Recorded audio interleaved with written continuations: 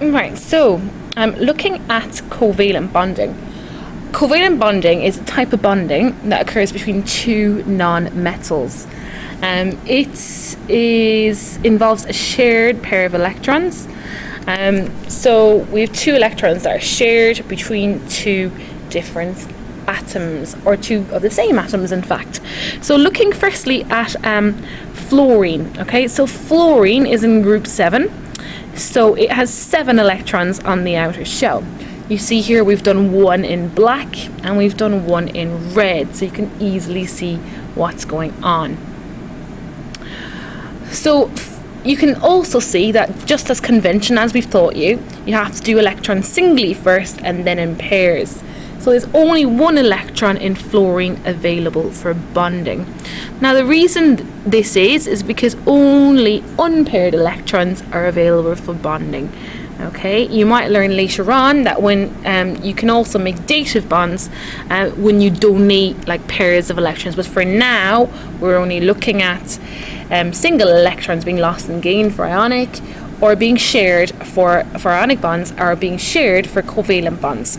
Okay, so fluorine molecules, so molecules, two atoms joined together, okay, are diatomic. So that means there's two atoms joined together, diatomic, two atoms. Okay, so that's the way it occurs freely in nature. So what actually happens is the two fluorine atoms overlap, and the two unbonded electrons, so the two single electrons, they become a bonding pair, okay, and they become shared, and they stay in the middle between the two fluorines. Okay, and this is called a covalent bond. Now this is interesting because it satisfies the octet rule, because essentially it's like it's being shared between both fluorines. So they both have 8, they have their 6 of their own ones they had earlier, plus their one unpaired one, and then the one they got off the other fluorine, and it's the same on both sides. Okay, so you can see that we've done dots now on the fluorine the second time around, so you can do dot and cross diagrams so you can see where the electrons have come from. Notice here that I've kept the fluorine dot, which comes from this fluorine atom, on fluorine's outer ring of this atom, and again on this side, and I've put my pair opposite each other, so we know that that's the pair. Okay, so fluorine is single bond fluorine, so it's F single bond F, and we call it F2. We give it it's F2 because of the fact that it's diatomic, two atoms, there's two fluorine atoms. The chemical formula is F2.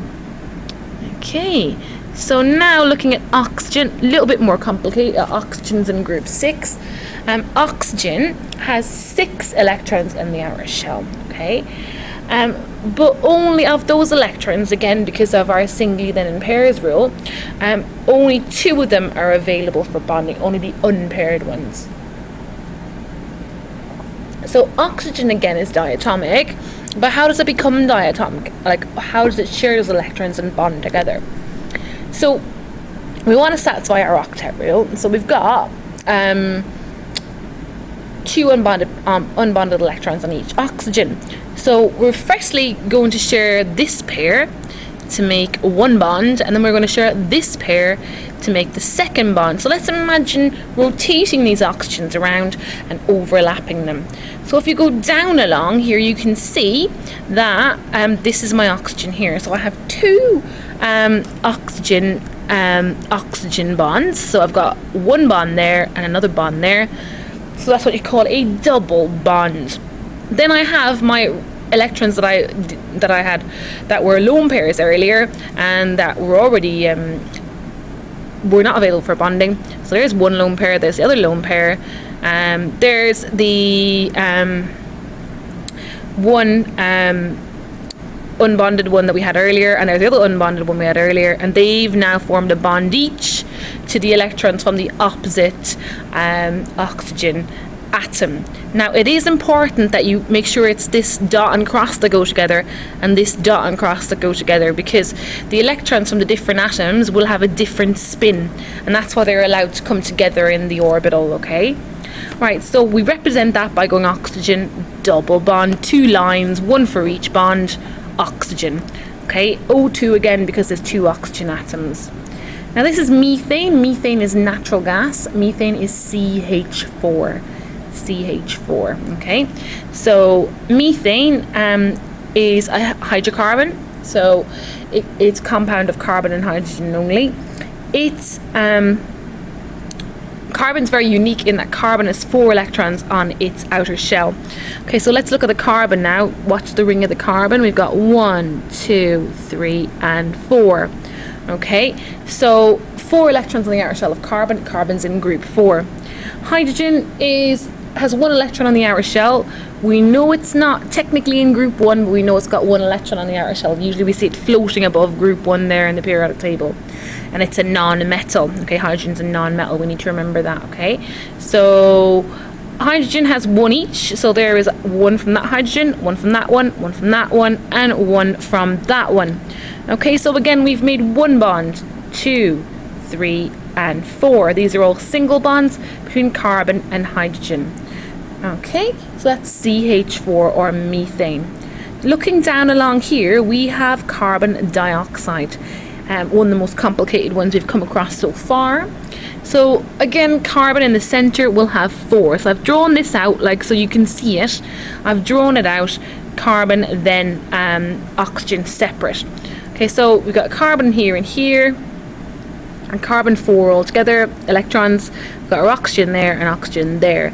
So these become a bonding pair, these become a bonding pair, these become a bonding pair, and these become a bonding pair. Okay, so you end up with oxygen double bond carbon, carbon double bond oxygen. Okay, so this is what it looks like in the end. So we've got these are our 2 bonding pairs here, 2 bonding pairs there, and then we have our lone pair there, lone pair there, lone pair there, lone pair there. Again, if you count them up, check your Bailey octet rule, you have 1, 2, 3, 4, 5, 6, 7, 8 around oxygen. Carbon, it's 4 original and it's and they're pairs, so 1, 2, 3, 4, 5, 6, 7, 8, and then this oxygen is obviously identical to the other oxygen in the bonding. Okay, so looking then at the 2 other compounds you need to know from your specification. So you got that list in your specification, objective point 16, and that objective point says you need to know what alkenes and alkanes are and what the bonding in them is. Now, sorry, now that's only ethene and ethane, which are types of alkenes and alkanes. So ethene is an alkene. It has a double bond, so we see a double bond in the center of our carbon, this carbon to this carbon. So it's C2H4 is bonded here, double bond carbon, double bond carbon. So 2 of your electrons and your carbons are already used up. Then it has 1 each for each of the hydrogens, and the same on the other side. So it's C double bond C, HH, and HH on the other side. So that's C2, 2 carbons, H4, 4 hydrogens. This is what you call unsaturated. Unsaturated because it contains double bonds. Alkanes, on the other hand, are saturated and they contain only single bonds. So you got carbon-carbon single bond in the center. Now I've done all the carbons and dots on this one because it was getting a bit confusing because I need to put the hydrogens in as well. So I kept carbons as dots. I'm going to change my mind a bit halfway through. So sorry if there's a bit of confusion.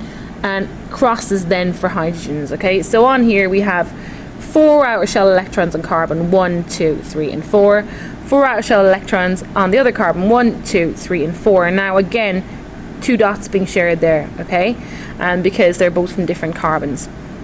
Then I've used crosses for the hydrogens, 1, 2, 3, 4, 5, 6 hydrogens in total, all offering 1 electron each and all getting that full outer shell because the hydrogen only needs 2 electrons for its outer shell.